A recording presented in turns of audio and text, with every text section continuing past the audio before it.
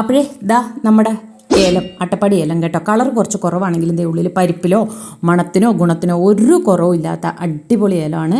വാങ്ങിയത് ഒരുപാട് പേരുണ്ട്.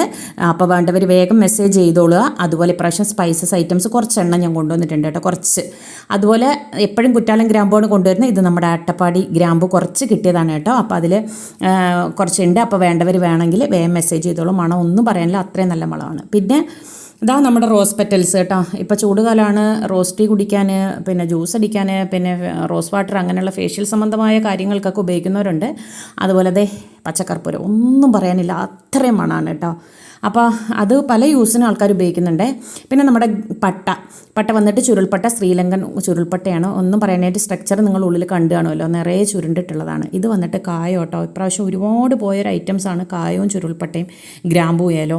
അപ്പോൾ വേണ്ടവർ വേഗം മെസ്സേജ് ചെയ്തോളാം. ഡീറ്റെയിൽസ് വാട്സപ്പിൽ ചെയ്തു തരുന്നതായിരിക്കും.